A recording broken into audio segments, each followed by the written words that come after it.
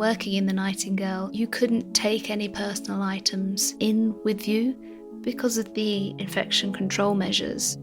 My Nightingale hospital lanyard, it was really one of the only items I had on me. Just felt very proud to be given it because we were all aware that what was happening and what we were doing there would be a significant part of our lives and a significant moment in history. My name is Alexandra Jones, and pre-COVID my job was working as a nurse practitioner in a walk-in centre in North London. I can't remember the exact date I became aware of COVID. The start of this year all seems like a blur, but when it was confirmed in England, it became very apparent that things were going to change. The lockdown came into place and the number of attendances at the walk-in centre rapidly dropped. So the decision was made that anyone who didn't have an underlying health condition, who wasn't at high risk, would be redeployed.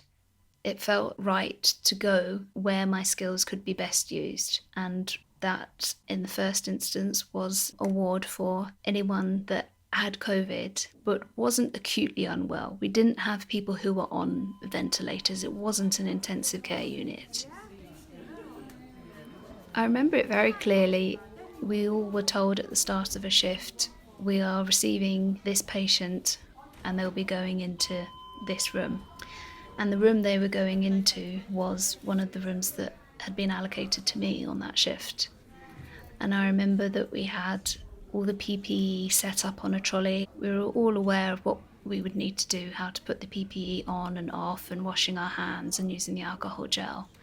But to actually put that PPE on for the first time was very daunting.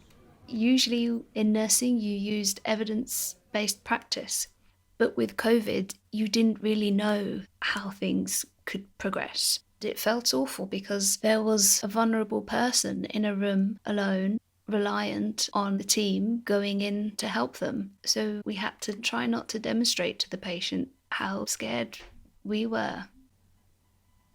I spent 3 to 4 weeks initially on the ward, but my trust sent an email and said that they had been asked to send people to the Nightingale. The Nightingale was a field hospital set up at the Excel Exhibition Centre. Its aim was to provide intensive care treatment where the capacity of established hospitals couldn't meet the demand. The email was very clear. It just said, if you would be willing to go, please reply with your details. And I thought, again, I'm young, I'm healthy, I would probably be a good candidate. So I replied to the email. After a couple of days or so, my manager said that I had been selected. That was one of the most challenging parts, really, knowing that I would be going there, but not knowing when. Each day waiting for them to call me or email me. Although I had volunteered, I didn't know exactly what I had volunteered for, and I wasn't certain what would be expected of me. When I'd heard when my first shift would be, my brother sent me a message saying, "You are braver than you believe, stronger than you seem, and smarter than you think. Just keep pushing on and thinking positively." I just kept thinking back to that when I was feeling nervous. Just knowing that my loved ones had faith in me, that's what kept me going. The hospital, it was just very vast, bigger than an aircraft hangar with strip bright white lighting. No windows. It was quite echoey, and wearing all the PPE, you had to get quite close to your colleagues to be able to speak to them and hear them. We were taught hand signals, like you'd use scuba diving. It was also very tricky because you can't recognise people very easily. You've got a hairnet on, a visor, a mask, scrubs, so you ended up recognising people from a distance, perhaps by their height or the way they walk. When you were in the unit looking around, you would just see a sea of blue people of different heights and sizes. We didn't even know each other. We were individuals from hospitals all over London, but we came together. And that was one of the best things. Everyone was there with the joint aim of doing their best. I would have one patient per shift, and that patient was on a ventilator in a medically induced coma. They were asleep. But because they're so acutely unwell, there were many tasks that you had to do. Administering their medication, taking blood samples, washing and turning the patients. The family liaison department had given family members cards on which they could write notes to their loved ones. We would refer to these notes to talk to the patients. It's so important to still treat them as you would want your family member to be treated if they were lying there in that bed. There were some very sad times where people passed away. That was very difficult, not being able to sit with a relative and explain what's happened face to face. I'd been working in the walk-in centre for 2.5 years. I hadn't seen people dying since I was in A&E, so it brought back a lot of sad memories of that as well. It was very hard to suddenly be facing death again.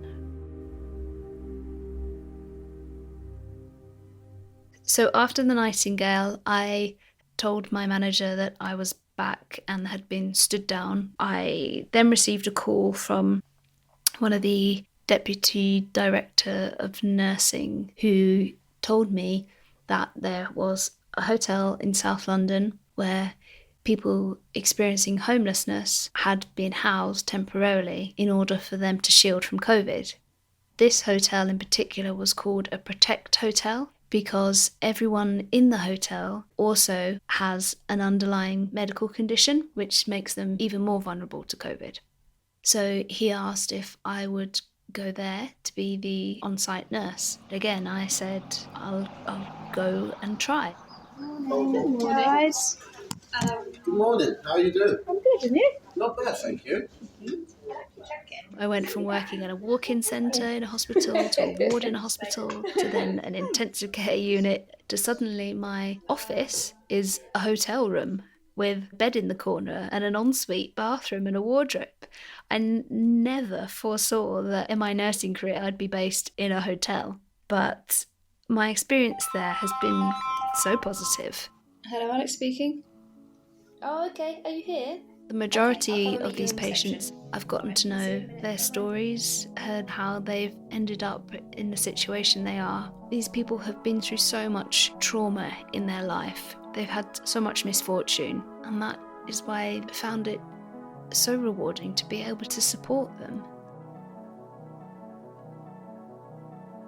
It's when this eventually is all over that I think it will really hit. That's when we're going to be able to sit and look back at what we've been through, and we're going to need a lot of time. I don't think I've had a chance to fully process it yet.